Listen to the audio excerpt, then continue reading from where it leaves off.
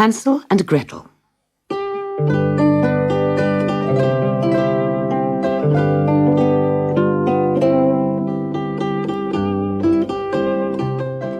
On the edge of a deep, dark forest lived a woodcutter and his two children, Hansel and Gretel. After his first wife died, the woodcutter married again, but the woman was unkind and felt no love for Hansel and Gretel. Every day the woodcutter went to the forest to chop wood. He worked very hard, but no matter how hard he worked, he got so little money for his wood that he just could not afford to feed his family. One night, when Hansel and Gretel were in bed, the woodcutter said to his wife, "How are we going to feed the children tomorrow? There's hardly any food left." "We can't afford to feed them," she said sharply. "We don't have any money. They're young and strong. They'll just have to find their own food. Tomorrow we'll take them into the middle of the forest and come back without them. We'll just have to leave them there." The woodcutter threw up his hands in horror. "My children, left all alone in the forest. They might be eaten by bears." "Well, I can't feed them any more. They'll have to go," his wife said angrily. The woodcutter argued for a long time with his wife, but she was such a hard, frightening woman when she was angry that in the end he agreed to her plan. Upstairs, the children were woken by the quarrel, and they listened as their stepmother repeated her plan to abandon them in the forest. Gretel began to cry, but Hansel whispered, "Don't worry, I have a plan too." Later that night, when everyone was asleep, Hansel crept downstairs, quietly opened the kitchen door, and went out into the garden. There, against the dark earth of the flower beds, hundreds of white pebbles shone brightly in the moonlight. Hansel quickly filled his pockets with pebbles and crept back to bed. In the morning, their stepmother called them. "I think it would be nice if we all went into the forest today," she said. "You children can play while I help your father chop wood. You'd like that, wouldn't you?" Hansel and Gretel did not reply, but followed their parents into the dark forest. "Keep up, Hansel," shouted the boy's stepmother. "Why are you so slow?" But Hansel continued to dawdle behind, his hands in his pockets, and each time his stepmother's back was turned, he dropped one of the white pebbles onto the ground. At last, after many twists and turns among the trees, the grown-ups stopped. "Hansel, Gretel, you poor children, you must be tired out with walking. You must sit down and rest. Here is some bread for your lunch. Now, wait here for us to come and fetch you." The children ate the bread, and after playing for a while, they fell asleep under the trees. When they woke up, it was nearly dark, and they were still alone. "They've left us behind," sobbed Gretel. "We'll never find our way home now. We'll both be eaten by bears." But Hansel pointed to his trail of pebbles shining in the moonlight. He took Gretel's hand, and together they followed the trail of white pebbles all the way home. When they knocked on the cottage door, their father opened the door and hugged them tight because he was so delighted that his wife's cruel trick had gone wrong. But their stepmother only glared at them angrily, packed them off to bed. "It's no good looking so pleased," she said to the woodcutter. "Tomorrow we must lose them in the forest and make sure they don't find their way home." Upstairs, the children were still awake, and they overheard their stepmother's unkind words. Hansel lay quietly in his bed until everyone was asleep, and then he crept downstairs to collect more pebbles. But the door was locked. Poor Hansel. He crept back to bed and lay awake, trying to think what to do. "Come on," called their stepmother the next morning. "Let's spend the day in the forest again. Hansel, you can carry the bread for your lunch." Just as before, Hansel dawdled behind the others, and when his parents' backs were turned, he tore little bits of bread from the loaf and dropped them. "Keep up, Hansel," shouted his stepmother. "Why are you so slow?" After a long while, they came to the middle of the forest. "Now, sit down and eat your bread while we chop wood." They were so tired from their long walk that they soon fell fast asleep. When they woke up, it was very dark, and they were all alone.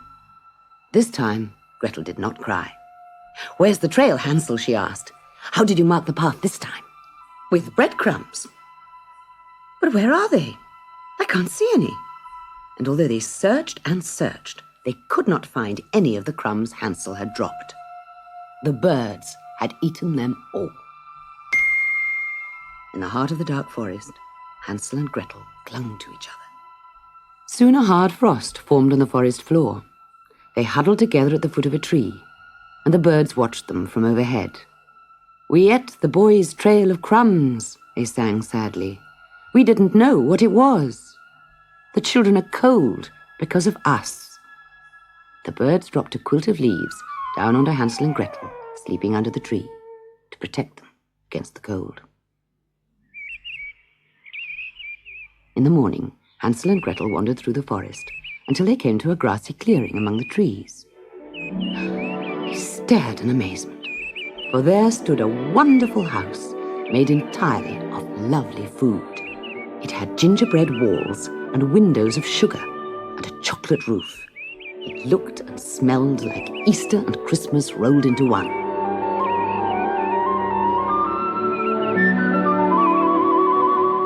They were so hungry that they ran to the house and began to break off bits of chocolate tiles and sugar windowsills. Then an old lady came hobbling out of the front door. "Don't eat my house, children," she croaked. "Come in, and I'll give you pancakes and puddings instead." So they followed her inside and told her that they were lost and could not find their way home. Before they could finish, the old woman set down in front of them 2 steaming pancakes, oozing with fruit and cream. "Thank you so much," said Hansel at last, wiping his mouth. "Can I wash the plates for you, ma'am?"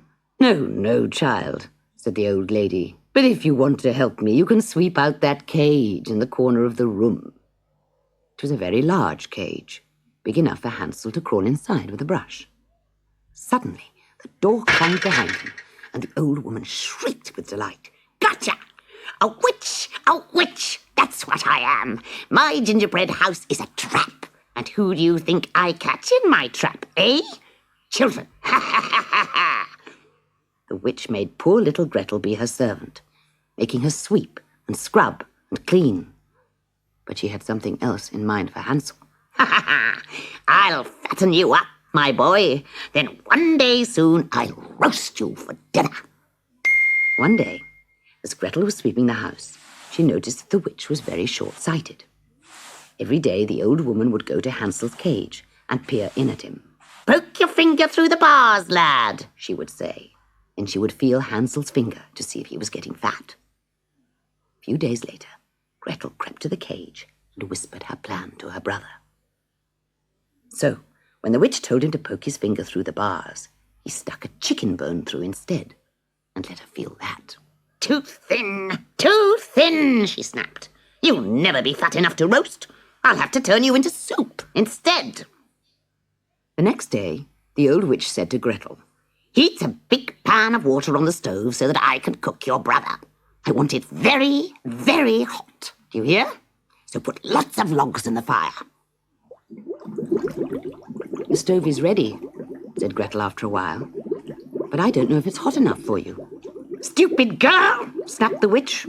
"Do I have to do everything myself?" She hobbled over to the stove and bent down to look inside. Quick as a flash, Gretel gave her a push, tumbled her into the stove and slammed the door shut. There was a puff of purple smoke. But Gretel was too busy unlocking Hansel's cage and setting him free to see. "Let's get out of this horrible forest," she cried, "and never come back." "Wait a second," said Hansel. "We can't go home empty-handed. Father hasn't enough food to feed us. We must take something with us." So they made a sledge out of the chocolate roof of the gingerbread house, and they broke up its gingerbread walls and loaded them onto the sledge, along with the sugar-spun windows, candy twist banisters, and marshmallow chairs. Then they pulled the sledge through the forest until at last they found the path leading home. As the woodcutter's house came into view, they could see their father standing in the doorway. His unkind wife had run away with a rich timber merchant, and he was left feeling very lonely without his children. When he saw Hansel and Gretel, he was overjoyed and hugged and kissed them. They all took the chocolate sledge into the town and sold sweets to every family that lived there. and they took home so much money that none of them ever went hungry again.